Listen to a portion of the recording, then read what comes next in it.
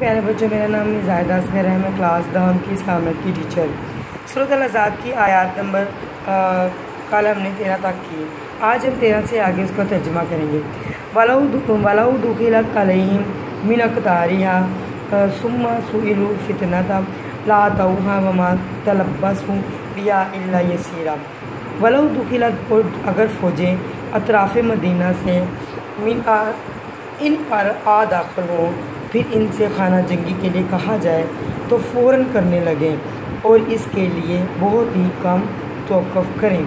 وَلَقَدْ كَانُوا عَهْدَ اللَّهِ مِنْ قَبْلُ لَا يُوَلُّونَ الْأَدْبَارَ وَكَانَ عَهْدُ اللَّهِ مَسْئُولًا۔ حالانکہ پہلے خدا سے اقرار کر چکے تھے کہ پیٹھ نہیں پھیریں گے، اور خدا سے جو اقرار کیا جاتا ہے اس کی ضرور پرسش ہوگی۔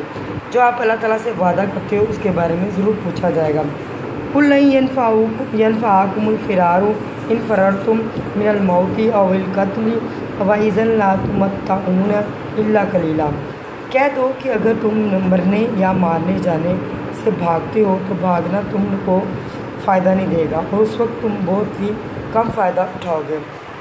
آپ نے اس کا ترجمہ سنا۔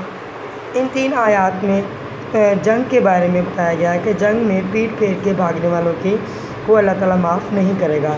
ڈٹ کے مقابلہ کرو، یا مر جاؤ یا مارے جاؤ۔ تو ان دونوں صورتوں میں آپ کو پیٹ پھیر کر بھاگنے کی اجازت نہیں ہے، اور جو پیٹ پھیر کر بھاگیں گے اس کے بارے میں دریافت کیا جائے گا۔ اپنا خیال رکھیے گا۔ ان آیات کا ترجمہ لکھنا اور یاد کرنا ہے۔ اللہ حافظ۔